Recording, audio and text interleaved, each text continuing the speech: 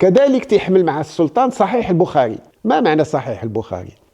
صحيح البخاري يا سيدي هو واحد الكتاب كتبه واحد السيد خلق في بخارى فسمي في البخاري، بحال واحد السيد خلق في مراكش يسمى المراكشي. وهذا اهتم بأقوال الرسول صلى الله عليه وسلم تسمى الحديث. وبخارى فين موجودة؟ بخارى موجودة في قلب آسيا، في واحد آسيا كانت كلها منطقة مسلمة، وكانت اللغة الأساسية ديالها هي اللغة العربية في آسيا. وعطات واحد العدد ديال العلماء ومفكرين ومنتجين في الإسلام مع أنهم ليسوا عرب.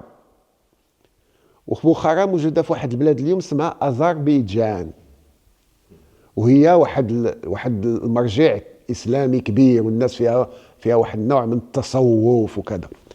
هذا البخاري غادي يجمع حوالي 600 ألف حديث، وتصوروا 600 ألف حديث، وغادي يزور واحد العدد كبير ديال الدول، وغادي يتلاقى مع واحد العدد كبير ديال الشيوخ والفقهاء والحفاظ، وغيجمع وغيختار منهم واحد 8000. هي صحيح البخاري اللي عندنا الان. غيكون عنده واحد التلميذ ديالو سميتو مسلم تا هو غيدير صحيح مسلم. اذا عندنا صحيح البخاري الا بغيتيو ديال المعلم، وصحيح مسلم ديال واحد من الطلبه ديالو من التلاميذ ديالو. هذا صحيح البخاري مقسم، وكان يقرأ بين يدي الملك. كان تيجلس السلطان قابض صحيح البخاري الكتاب، وعلى يمينه السارد. معنى السارد اللي تيقرا داكشي اللي اتفقوا عليه، داك البرنامج، داك الفقرات اللي غيتقرا تيقراها. ومن هذا الجهه كاين التقرير، المقرر اي المعلق اي المفسر اي المحلل. تيجلس الملك وتيحل الكتاب، يا لازم بسم الله بسم الله كذا كذا كذا قال رسول الله صلى الله عليه وسلم وكذا وكذا. إلا طوى الملك الكتاب معنا وقف، هذاك السارد تيوقف. شكون اللي تيبدا يتدخل؟ المعلق تيبدا يعلق. ها الملك باقي شاد الكتاب، ما حدو شاد الكتاب وراه باقي ما تقنعتش انا بهادشي اللي قلتيه. تيدخل فقيه اخر، تيدخل عالم اخر. ملي تيوقع التفسير مزيان تيحل الكتاب، تيرجع السارد اللي تيقرا. اذا هذه كانت من الاصول اللي تيمتاز بها القصر الملكي المغربي، واللي تيمتازوا بها المغاربه.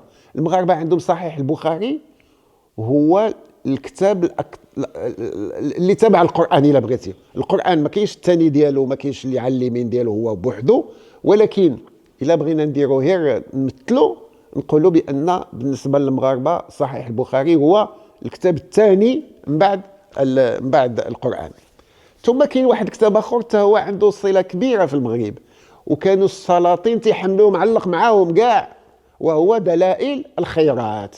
شنو هي دلائل الخيرات؟ دلائل الخيرات هي دارها الامام الجزولي، اللي هو احد التلاميذ ديال عبد السلام بن مشيش، اللي مدفون في الشمال في جباله، في جبل العلم، واللي كتب دلائل الخيرات. شنو هي الصلاه على النبي. اللهم صل مثلا، اللهم صل على سيدنا محمد الفاتح لما أغلق والخاتم لما سبق ناصر الحق بالحق إلى صراط مستقيم وعلى آله حق قدره ومقداره العظيم.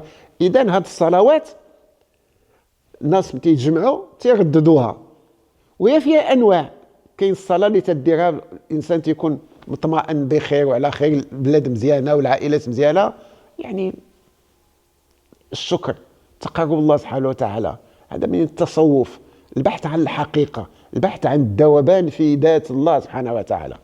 وكاين الصلوات اللي تتكون في الوقت ديال الصعوبة، وقت الجفاف، وقت الحرب، وقت الأمراض، الناس تيرددوا هذيك الصلوات. إذن هاد جوج كتبة حاضرين إلى جانب القرآن في كل الرحلات ديال السلطان مولاي الحسن والسلاطين اللي قبل منه، دائما حاضرين هاد جوج ديال الكتبه.